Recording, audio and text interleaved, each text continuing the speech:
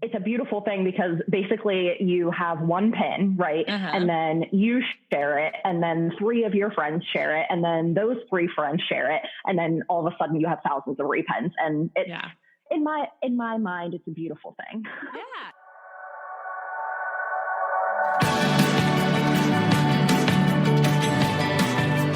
Welcome to the Girl Means Business podcast. I'm your host, Kendra Swalls.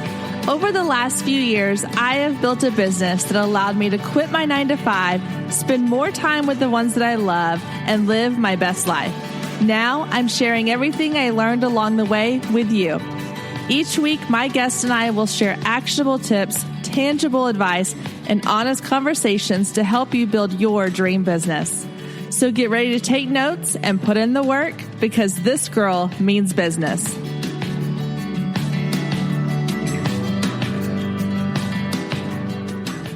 Hey guys, welcome back to another week on the Girl Means Business podcast. Today, we are wrapping up our social media series with the topic of Pinterest. I am chatting today with Chynna Benton, who is a Pinterest expert, and she is sharing with us all of her tips and tricks on how to implement Pinterest into your social media marketing strategy. One of the things that we talk about in our interview today is our shared love for the app Tailwind. Tailwind is a must-have app for anyone who is planning to include Pinterest as part of your marketing strategy. And as a listener of the Girl Means Business podcast, you can get your first month of Tailwind completely free. Head over to today's show notes or go to bit.ly/GMB Tailwind. That's bit.ly/GMB Tailwind and get your first month completely free. All right, guys, I am so excited about today's interview, so let's dive right in to my chat with Chynna Benton. Hi, Chynna. How are you? I'm good. How are you? I'm doing great. Thank you so much for being part of the Girl Means Business podcast. I am really excited to chat with you today because we're going to talk about a topic that I know I personally am excited to learn more about and start implementing into my business. So I want to start by asking you to tell us a little bit about who you are, what you do, and how you got into your industry. Yeah, so I am Chynna. I'm the founder and certified online business manager at Bite Bodega. And I got started in my business in late 2017, whenever I I found out that my husband was being laid off from his job.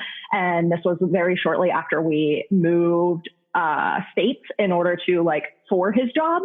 And so I started to look for things that I could basically work on top of my 9-to-5 to just make extra money. And I had no intentions of making it my full-time job. I never saw it as a career path whatsoever. It was just purely money. And I found the virtual assistant industry and I got really interested in it, basically dove in head first, learned everything I could in September of that year. And then at the end of January the next year, so 6 months, I quit my job because it spiraled that quickly. Wow. Yeah, it was pretty insane. It was a wild 6 months. But I since then have worked with clients. We slowly formed from a virtual assistant company to a online business management agency where we help clients with their systems, their operations, and basically their day-to-day operations management to make sure that they're getting the most out of their business through back-end management as well as Pinterest management. And that's kind of why we're here today. And I kind of fell into Pinterest while I was doing VA work and just found that I absolutely loved it. And the ROI and the rewards that my clients found from the platform were just insane and not even comparable to any other platform that we focused on. So I really made that a key focus in our business because I knew how much value it can bring. And so here we are, 3 team members later, we're cruising and yeah. That's awesome. I love it. I think that's so cool. I love when things kind of just take off like that and are obviously meant to be. So like you said, we're here today to talk about Pinterest, which I'm super excited about. And so my first question for you is, you mentioned that you started noticing your clients getting a lot more I guess, ROI out of their Pinterest accounts than other platforms. Why do you think that is? Like, what is it about Pinterest that is so appealing or so beneficial, but yet so many people I don't think are using it to their advantage right now? Yeah, absolutely. So the biggest thing with Pinterest to keep in mind is that, and this is kind of the common misconception, is that Pinterest is a search engine, a visual search engine, and not a social media management platform. Yeah, a social media platform. So the long-term return on the content that you're creating is way bigger, because once you add a pin to Pinterest and you like go and you create your graphic on Canva and you pin it to Pinterest, you can gain traffic from that one pin years later, when that literally, well, I shouldn't say never, but almost never happens on any other platform. So like, you write a Facebook post, you post it, or an Instagram post, same deal. You post it, you maybe get a couple clicks, and then basically no one ever looks at it again. It's a very like temporary content platform, where Pinterest is the platform that keeps on giving time and time again. So you can really get the full life out of your content in the long term. So whatever it is that you're creating, whether it's podcasts like this or blog posts or whatever it is, you can still see traffic on that content years in the future without you having to take any actual action to re-promote it the same way that you would otherwise. Yeah. And that makes sense. And it's funny, like, you know, I use this analogy a lot when I'm talking about just business and marketing in general, but I use the analogy of going to the gym and how you can't just go once and expect results. And you can't just walk in and say, I went, and turn around and leave and get results. And Yep. I look at Pinterest, it's kind of the same way as like getting fit and healthy, is that I know I need to be doing it. I know kind of the basics of how to make it work for my business. And yet I'm still not doing it. But just the other day I used that Time Hop app on my phone, and it came up that 5 years ago, I had a blog post that had gone viral. And it was this really cute photography session where a former client of mine came to me and wanted me to help her surprise her husband by telling him that they were having a baby. So we did it during a photo shoot, and I posted it randomly on my blog. And at the time I was always I would create my blog post and then I would pin the photos from the blog post to my Pinterest account. And I literally did it at like 10 o'clock at night on a Tuesday and was like, her family will probably see it, but that's fine. And I went back when I saw that it came with my Time Hop. And it went crazy. Like, it crashed my website back then. Like, I had to switch hosting platforms. Like, wow, that's crazy. I was on the local news. People were telling me that they were hearing about it in other countries. It was insane. And so that's awesome. I'd kind of forgot about it. And then the other day it came up on my Time Hop, a photo of me like being interviewed for the news. And so I went back to look at that blog post it has currently like 500,000 views, I think, or something like that. And this was, I think a year ago or 5 years ago when it first happened, it was at like 100,000 or 150,000. But I went to Pinterest because I knew we were going to be talking about this today. I was like, I'm just curious how many times this thing has been repinned. And it was crazy. It was one pin. And over the last 5 years, it has been repinned thousands and thousands of times. And I have done nothing to promote it or do anything to it. So, that's living proof right there of exactly what you were saying, that it's this platform that keeps going and keeps giving. And yet we're not using it to its full advantage most of the time, which just seems crazy.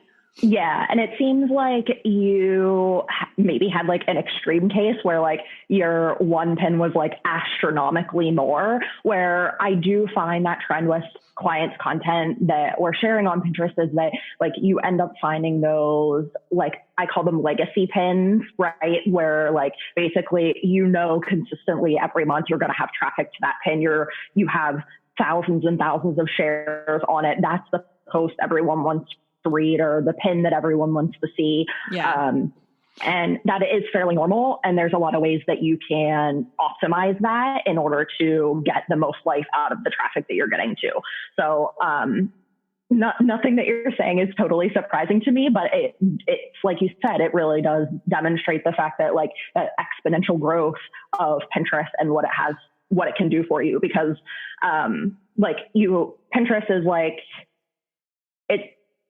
it's a beautiful thing, because basically you have one pin, right? And then you share it, and then 3 of your friends share it, and then those 3 friends share it, and then all of a sudden you have thousands of repins. And it's, in my mind, it's a beautiful thing. Yeah, no, I love it. So let's kind of take a step back and let's go very basic and explain a little bit more about, like you said, Pinterest. Like, a lot of people look at it as like a search engine, and I've even used that term before. And so let's kind of look at like, what exactly is Pinterest and what is it not? And like, give us sort of the basic, like, entry level idea of what we should be using it for and what it does. Yeah. So Pinterest is a visual search engine. So what that means is, Pinterest, unlike other social media platforms, not that it is a social media platform, but since it kind of gets wrapped in that bubble, it is very keyword driven. So what that means is, not only does your graphic have to be beautiful in whatever, visual it is that you're using to actually pin on Pinterest, but your descriptions of your pins are almost equally, if not even more important, because that's what tells Pinterest what your content is about. So like, as a photographer, like, to use your example of your viral pin, if you use, I'm trying to think of a keyword, like pregnancy announcement photography session, like that might be a really good keyword for that. If you don't have that in your description, and you're not pinning it to boards that complement that content, Pinterest doesn't have any way in their algorithm to really know. I mean, it's really good, so it'll probably figure it out, but not as great as if you would have that keyword in the description, basically telling Pinterest, hey, this is what my content is. If anyone searches for this keyword, you should show my content, because I'm going to give them what they're looking for. So it's kind of those 2 major pieces, is making sure that your images are really clickable. It communicates what the content is actually about. So we all see like the text overlay on the graphic of like, how I got my first viral pin on Pinterest. And in the description with that, you should say, you could even use a similar keyword. Like, if you want a viral pin, keyword, a few hashtags, and call it a day. So those are kind of the 2 main ingredients to a really high basic starting point in terms of like any time. Yeah, we froze for a second. Okay, so say what you said again. Okay. Should I start from the beginning? No. It just froze at the very last, where you were saying about, you talked about the graphic having like the overlay and then the caption of the keywords. Yeah. Okay. So the text overlay on the graphic and the keyword optimized Pinterest description are kind of the 2 main ingredients to a really high quality pin that both Pinterest is going to see and recognize as a high quality content pin, as well as just making sure that it's going to perform. Nice. Okay. So then my next question following with that. So I'm trying to kind of go basic, because I think I know that's how my brain works. I need to kind of start at the bottom and build up. Yeah. I know there are a lot of different ways to pin to Pinterest, because like, you go to somebody's website or blog and like their image will have a pin it button, and you can do it that way. Or that's how I used to do my blog post, was I would go into my actual post and pin the images from the post. And then I've used apps like Tailwind and pinned like created pins that way. I've done them, I guess, just straight into Pinterest, like, naturally into Pinterest. So what is the easiest, or what's the best way, in your opinion, to create these pins? Because if someone listening is thinking, okay, I've got lots of content that I could put out on Pinterest, but I don't really know how to get it on there, what's the best way to do that? Stay with us. We'll be right back. If you have been listening to the Girl Means Business podcast for any amount of time, then you know my love of email marketing runs deep. Not only is it a great way to generate new leads, but it's one of the most effective methods for nurturing warm leads and turning them into sales. Now, over the years, I've tested several email platforms, and my favorite by far is Flowdesk. Not only do they make email marketing simple and easy, even for the technically challenged, but they have everything you need to create stunning emails, capture leads, make sales, and automate the entire process, giving you time back in your busy day. And the cherry on top is you're only charged one flat fee no matter how many subscribers you have. So while other platforms will increase your price when you go over your pricing tier limit, Flowdesk has no price increases or hidden fees. If you're ready to give Flowdesk a try, click the link below in the show notes to save 50% off your first year. Let Flowdesk help you design emails people will love. Click the link below and check it out. I have a feeling you're going to love it just as much as I do.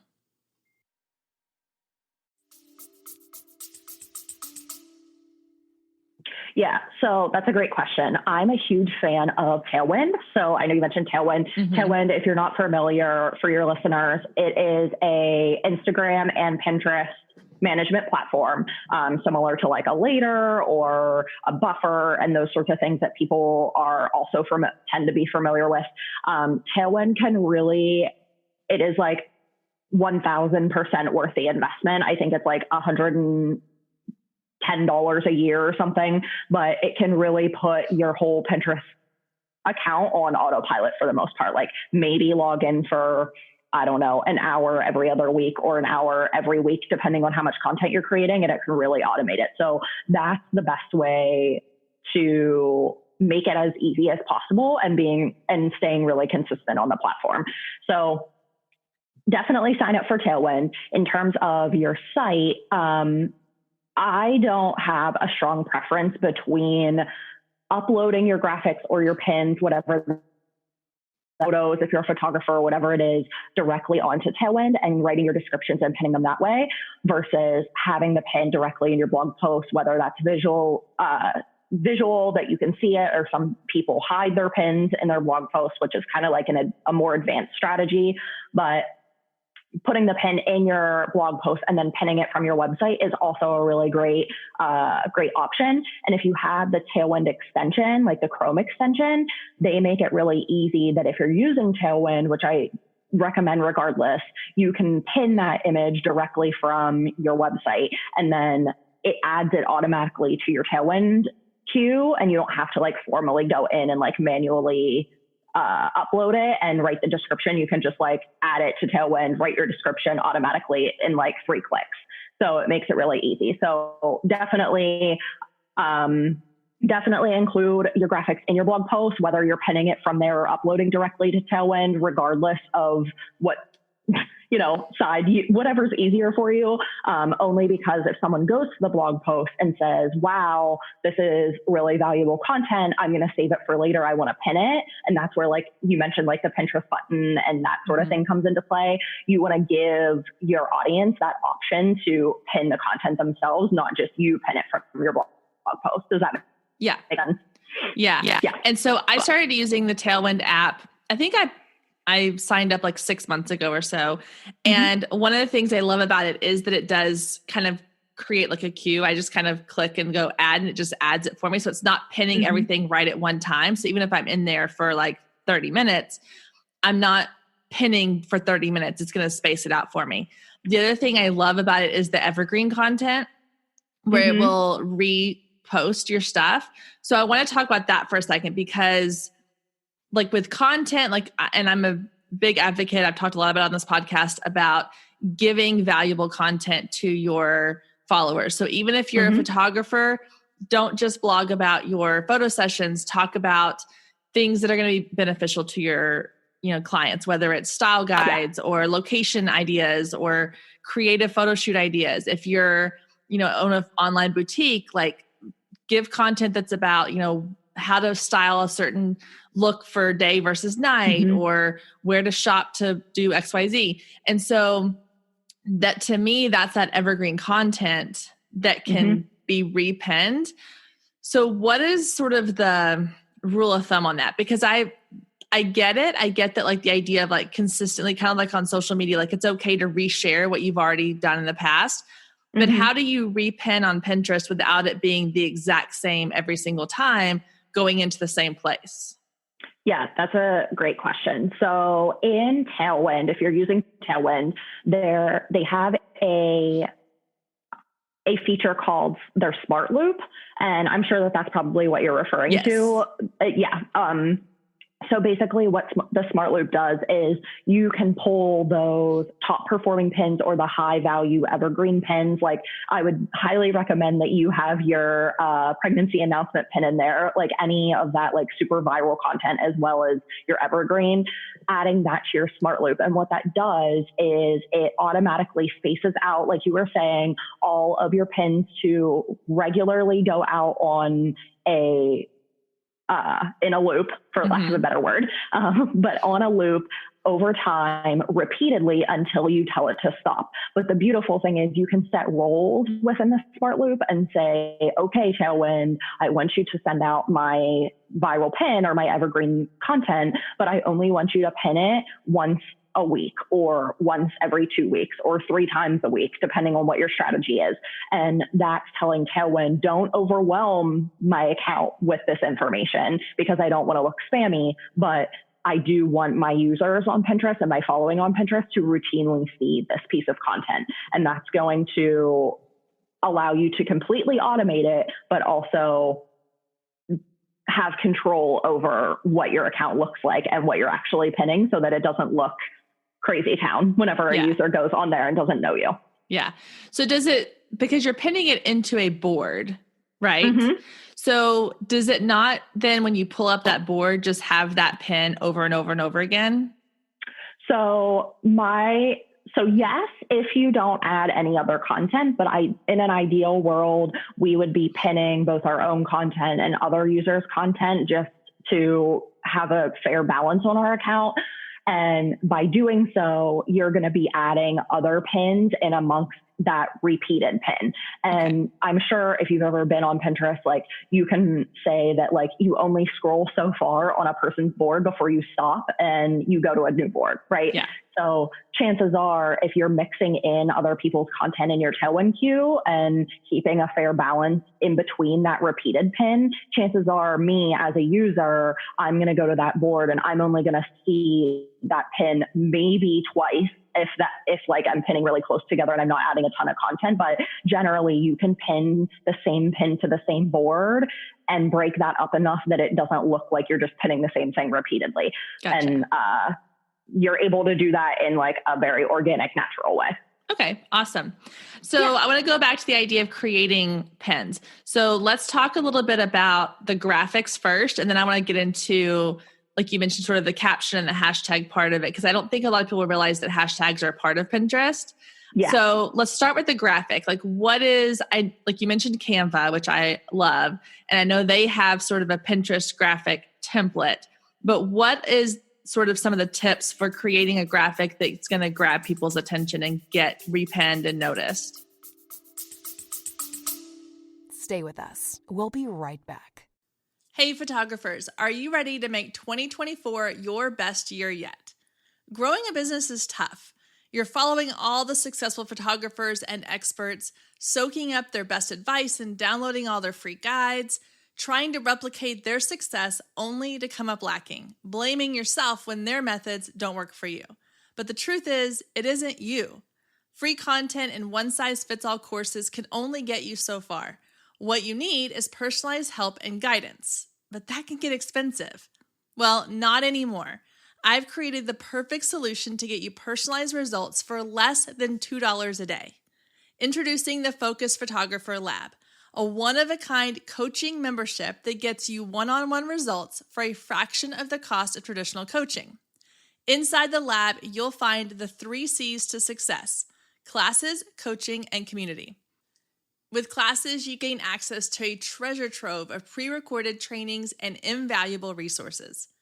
With coaching, you get monthly live trainings and Q&A sessions, along with my favorite part, the weekly one-on-one office hours, where we get to address your unique questions and challenges. And then there's the community, where you get to connect with an amazing group of talented female photographers who share your passion, supporting each other and inspiring each other to greatness. The best part is it doesn't come with an expensive one-on-one coaching price tag. You get all of that for just $47 a month. You can even try it for free for 14 days to make sure it's a good fit for you. And there is no contract and no obligation. You can cancel at any time. So what are you waiting for? Head down to the show notes and click the link to learn more and get signed up today. And let's make 2024 our best year yet.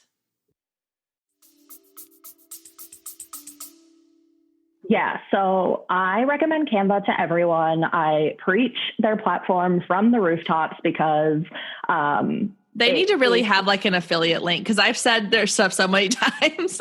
Oh my goodness, yes. It's like that would be like one of the easiest affiliate links for me to like give to everyone. Yes. And like so confidently give it to everyone. But anywho, I'll step off my soapbox with that one. So I recommend Canva if you're not a designer, if you're not creative, if you're like, wow, this pains me at the thought of it, I highly recommend it because they have great templates. They have a great, easy to use platform that's not overwhelming like Adobe. And Adobe has its place, but not for necessarily what you're using it for Pinterest. Right. So starting there, as you're creating your graphics, in terms of dimensions, Pinterest recommends a 2:3 ratio. So that would be like a 600 pixels by 900 pixels, and it increases there. Now you reach a point where if you're like, I'm trying to think, math isn't my strong suit, but like a 2000 by, 6,000, or no, it would be 4,000 by 6,000 pixels. Like that's going to be way too long because Pinterest isn't going to show your whole pin. They're going to cut it off at that point at the bottom, and you don't want that. So I stick to the 600 by 900 for the most part, and maybe like one larger than that. In the pins, once you get the dimensions down, it's ideal to have text overlay explaining what question essentially you're answering with your piece of content. So I forget what our example was earlier, but like if you're a wedding photographer, 10 tips to prepare for your engagement session, right? Mm-hmm. So that would be a great text to overlay on whatever graphic that you're designing, because you're visually telling the user, hey, if you're preparing for your engagement session, please click through because you're going to get the answer that you need. And it's just that extra motivation to click through and actually view your website and get that page view and get that session on Google. And with the text, you want to make sure that it is a larger size, easy to read font, because Pinterest tells us that, I forget what the exact percentage is, but it's like 80 or 82% of their users are on mobile. So that means like everyone essentially is on mobile. Yeah. So you have to think like, okay, if I'm on my phone, and I have like a super old iPhone, so my screen is not the ginormous one that everyone has now, but on that, I need to be able to see the text that you're telling me that your 10 tips for your engagement session. I need to be able to see and read it, because if it's too small, I'm not even going to waste my time. I'm just going to keep scrolling and find someone else. Right. Right. So making sure that your text is a really readable size, and test it, like create one and pin it and look at it on your phone and see, and you'll be able to tell whether you could read it. And so that's graphics in a nutshell. And once you have your graphics, then we talked about uploading them to Tailwind and how to add them. But once you do that, you want to make sure that you have 2 to 3 natural organic sentences that are keyword rich. Now, what that means is we don't want to put like engagement session, comma, engagement session tips, comma. We don't want a keyword smush, but having 2 to 3 natural conversational sentences that mention those few keywords that speak to your content, and then 2 to 3 hashtags is usually what I do, that are super relevant to the content that you're speaking about. So we don't use hashtags on Pinterest in an ironic way. So it's not going to be like on Instagram, you might be like, I'm really tired. It's Friday, hashtag I'm exhausted. It's not going to be that. It's going to be, hashtag engagement session, something very natural, something very direct to your content. So just keep that in mind as you're writing them too. So the magic formula, well, I shouldn't say the magic formula. The formula that I recommend is 2 to 3 keyword rich conversational sentences and 2 to 3 hashtags in your description, and you'll be good to go. And then do you recommend just obviously linking directly to whatever that content is, not necessarily like just your website, but you want to go directly to like the blog post or the whatever the piece, the content is directly. Yes, absolutely.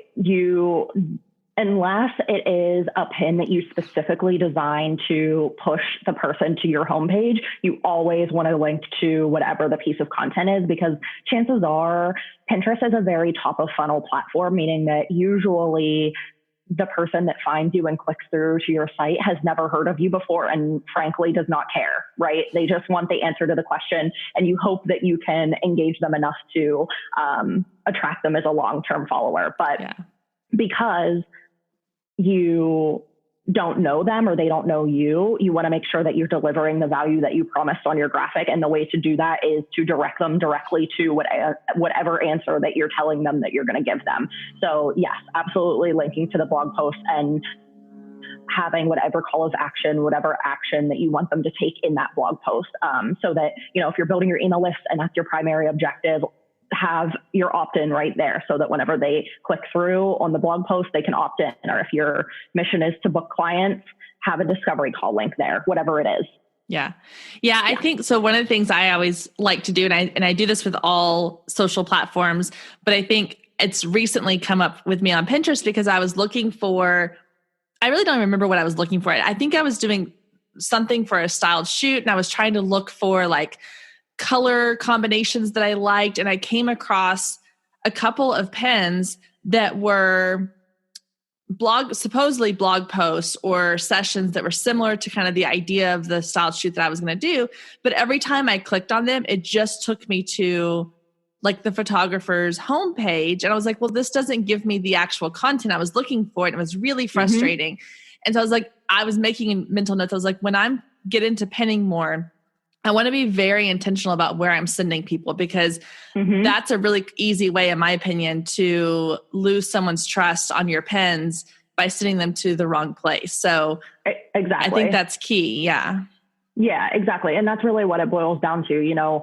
If you click through to someone's site and you're not getting that color scheme answer that you're looking for, you're not going to stay there. You're just going to leave their site and continue on. So that's not in the long term doing anything for your bottom line, for your business, for your audience growth. And you're just giving your audience a bad user experience at that point. And if you are a super nerd like me and you love data and like figuring out, like where traffic comes from and all of that in Google Analytics, which I know that Google Analytics is really overwhelming for a lot of people. It still kind of is for me. I only know the Pinterest side, but that trend, the whole like not clicking through to the content that you promise, will increase your bounce rate, which means like the amount of time that someone spends on your site before they leave your site. And that that's really low, you're essentially telling Google like, hey, I don't have a great website that promises people what I'm telling them it promises, because they leave really quickly, and that can hurt your overall site performance. So again, and that's just another reason to make sure that you're delivering what you promise, I guess. Yeah, no, absolutely. It all ties in together because like Pinterest is great for driving traffic to your site or to your opt-in or whatever, but it's also great for boosting your SEO and getting, your Google ranking up. And it can do so much for you, I'm sure. Yeah. So I want to talk a little bit about, you mentioned that it is sort of a social platform. So aside from just going in and pinning your stuff, which to me is the equivalent of just going into Instagram and posting, but never doing anything else. How are you social on Pinterest, or how do you engage on Pinterest so that it can, I guess, keep your profile looking active and you're not just constantly pinning and leaving? Yeah. So Pinterest does have some engagement functionalities like direct messaging and commenting on pins. And I forget what they call it, but they have essentially it's like a like that you can like and react to. I think they call them reactions, actually, now that I'm speaking through it, but they call it reactions of pins that you can basically like or thumbs up or whatever on pins. But that isn't utilized, at least at this time, really heavily. It's not something it's not the same as going on Pinterest or going on Instagram and like liking and commenting on a bunch of photos, because the engagement on that just isn't high. If you ever do get a comment on a pin, I highly recommend that you respond, because like it's literally so rare that like you want to talk to that person, you want to respond to that person, like in the most extreme manner. I know we say that about every platform, but like please answer that person if they comment on your pin.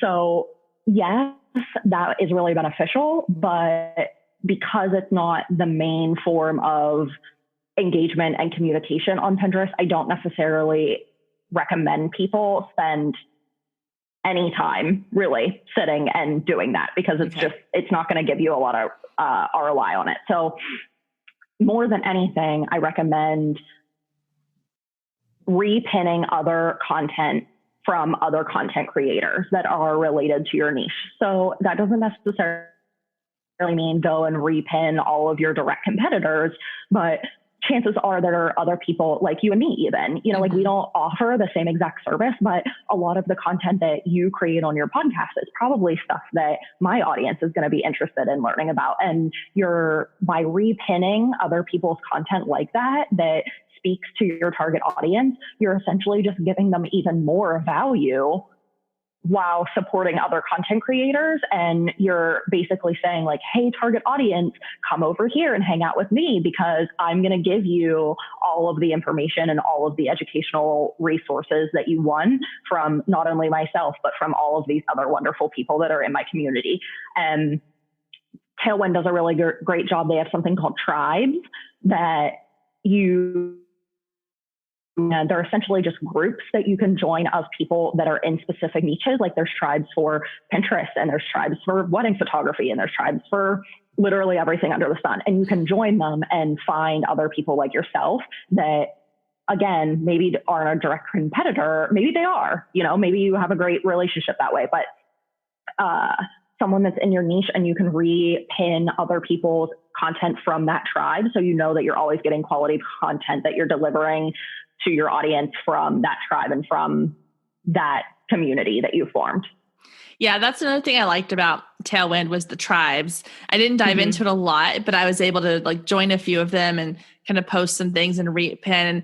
And I liked the other thing about Tailwind that I liked, and just for people listening, I will link to Tailwind in the show notes. So if anyone's like, Tailwind, I want to try that, there will be a direct link so you can find it very easily. But I also liked that I could go in there and it would give me suggested pins, and I could go ahead and repin other people's content based on the content that I am interacting with. And it knows, like, obviously I'm interested in like wedding topics and business and marketing topics and self-care and personal development topics. And so it gives me those, and I can pin directly from Tailwind into my queue.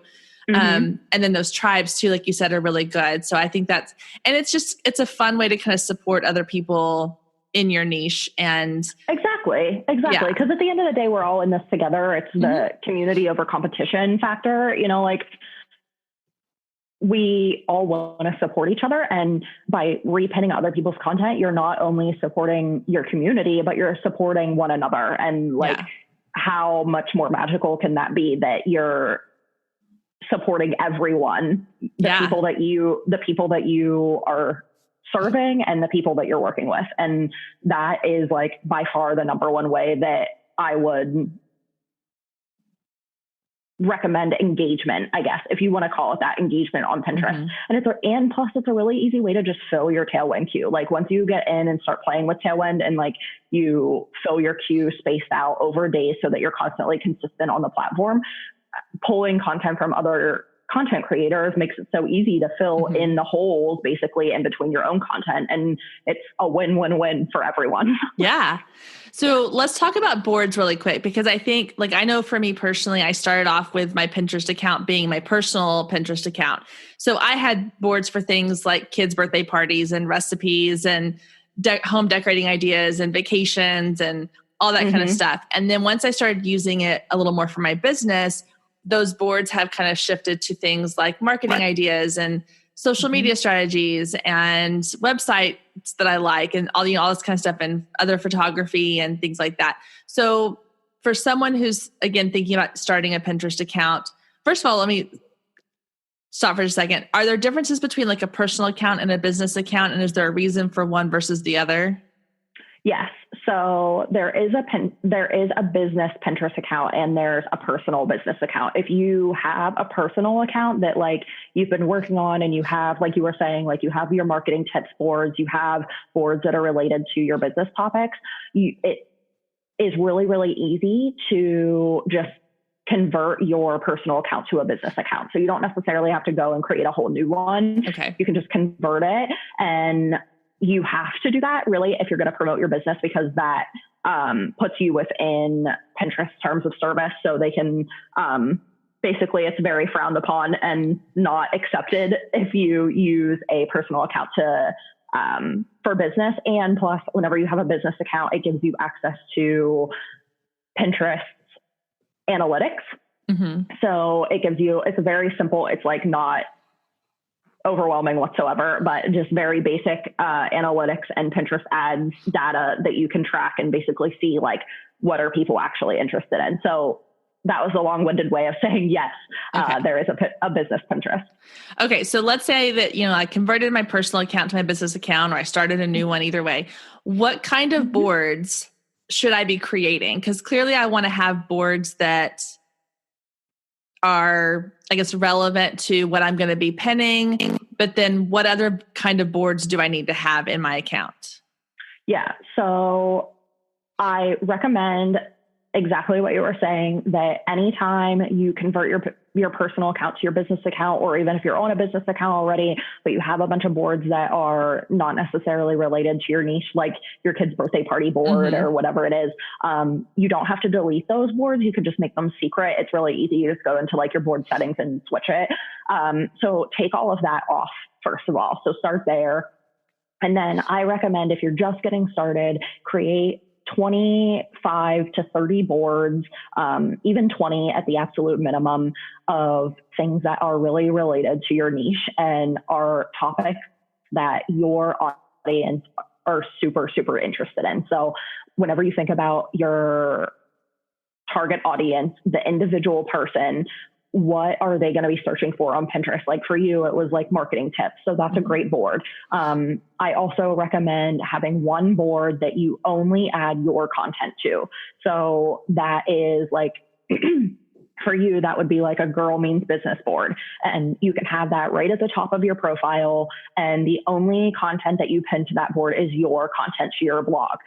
So that if someone comes to your profile, they're going to come to the profile and see your board right off the top. So they can basically click on that if they want to and learn more about what it is that you talk about. And then on top of that, you're going to have those, 24 to 30 other boards that are going to communicate, what it is that you're all about. So you have a marketing tips, you have a photography tips, you have a whatever, from there on out. That very quickly is going to paint the picture for that user, what it is that you do and who you serve and what you talk about. So does that answer your question? Yeah, no, absolutely. And when you said even like the 25 to 30, like, I think I maybe have 15 or so. So I'm like, oh, okay, I need to go add more, because I wasn't sure like how many I needed and how separated should they be. Cause with the podcast, I could do marketing tips. I could do social media tips. I could do networking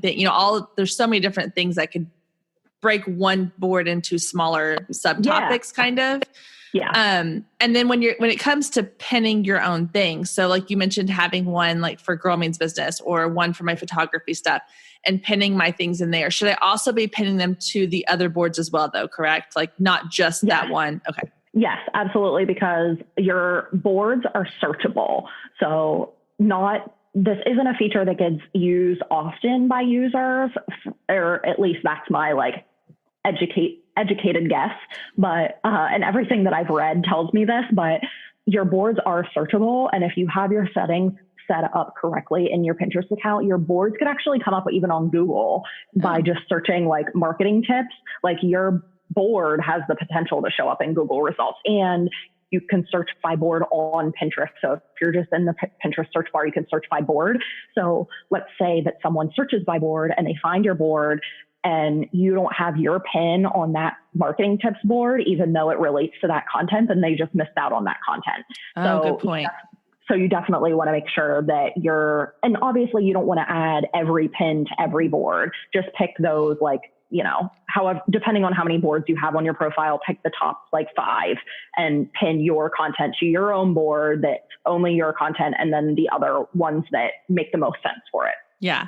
No, it's interesting when you're talking about the Google thing. This is so, like, I'm used to looking at social media things and saying like, oh, okay, well, what is it that's drawing my attention here? What's that, like what content on Facebook am I most interacting with? What content on Instagram am I most interacting with? Mm-hmm. But I literally was just searching on Google the other day for something. And I think the first like 4 or 5 things that popped up all took me to Pinterest.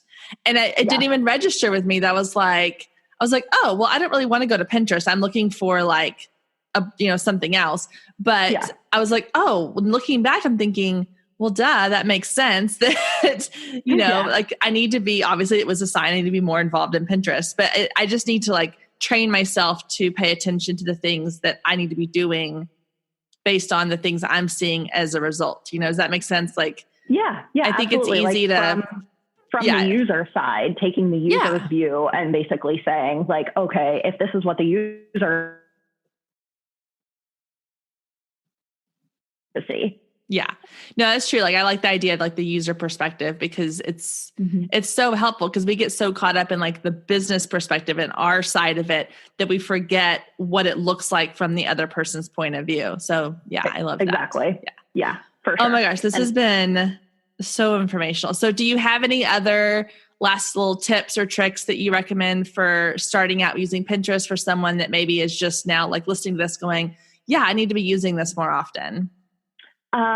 Yeah. So, I mean, I would just say like a quick list of everything that we already talked about. So like setting up your account, making sure that it's a business account or converting your own, setting up your settings in your Pinterest account. It's very straightforward. Making sure that you can be found in Google on your Pinterest account, creating your 25-ish boards and pitting like 20 or so pins to each one of those just to get started, and use Tailwind in order to do that. If you're not familiar with Canva, grab Canva and just start creating graphics and see where you can get, and make sure that all of that links back to all of your pins that you add via Tailwind or directly on Pinterest, links back to your content. And just keep in mind, and we didn't really touch on this, so I might be opening a new wormhole, but just keep in mind that Pinterest is a long-term strategy. So just, my biggest recommendation is stay consistent and commit for at least 6 months. So, if you're creating content on a weekly basis, say, okay, I'm going to give Pinterest 6 months and pin regularly with Tailwind and see where it goes. And then you can kind of decide whether or not it's serving your business for the time that you're investing. And something tells me that it will, but I would just start there. Start small and just continue and stay consistent. Yeah, I think consistency is always key. Like, because again, you can't just do something once and expect to get results. You have to keep at it and keep at it. And even if it's something a little, one thing a week, like you said, just spend a couple minutes in Tailwind, get your content out there. I think we'll see results. So I'm going to do that too. Like, that's my thing, is I'm going to give myself the next 6 months and I'm really going to push it hard, and we'll see. Yeah. Maybe we'll get back together and we'll talk about the things that I've noticed, or I may have more questions for you. I don't know. Yeah, absolutely. Yeah. So that would be so fun to do, like a post follow up. Okay, now where am I? What am I doing? Yeah, that'd be awesome. We'll definitely have to plan that. That'd be really fun. Cause I'm going to make sure, like, today I'm going to get on my Tailwind app. I'm going to set things up. I'm going to get things going, because I realize the value in this platform, and I want to make sure that I'm utilizing it to the fullest potential possible. So, well, thank you so much for sharing your wisdom. So tell a little bit about where people can find you. And I know you offer some opportunities for people to work with you and things like that. So share a little bit about that. And of course, I'll link to all of your information in the show notes as well. Yeah, absolutely. You can find me at bytebodega.com. So that's Byte, like a megabyte, BYTE, bodega, like a little store that you buy chips in.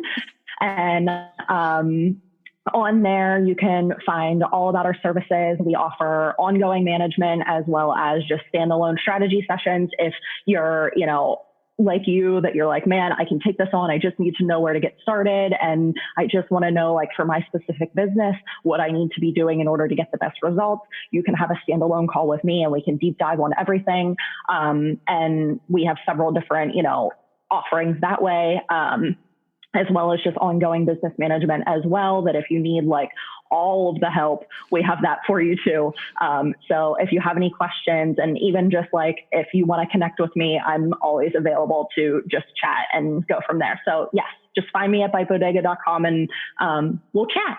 That's awesome. Thank you. I appreciate you taking the time to do this. I am so excited to dive into Pinterest more. And like I said, I will definitely follow up with you in a couple months and we'll see what new information you have for me and how we can even take it further and what kind of results I'm getting from it. So thank you so much. Yeah, absolutely. Thank you so much for having me. This was so fun. I can talk until I'm blue in the face about Pinterest. So this was fun. Awesome. All right. We'll talk to you soon. All right. See ya. Thank you again to Chynna for taking time out of her schedule to hop on a call, chat with me about Pinterest, answer all of my questions, and share all of her incredible knowledge. I hope you were taking notes. I hope you feel inspired. I hope that all of the episodes we've done so far in the social media series have given you some renewed excitement about social media. I know that it's not always our favorite part of marketing because there's always so much to it. There is algorithms and highs and lows and engagement and likes and comments and content and so much to think about. So hopefully these last few episodes have just given you some clarity on what you need to do in your business to use social media as just one of your marketing tools. All right, ladies, thank you so much for tuning in again this week. We will see you back here next week, same time, same place. Have a great week.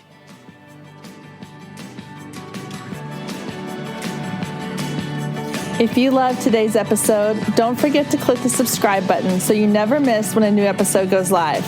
Then head over to iTunes and leave a quick review to let other people know just how much you loved it. Thanks, ladies. See you next week.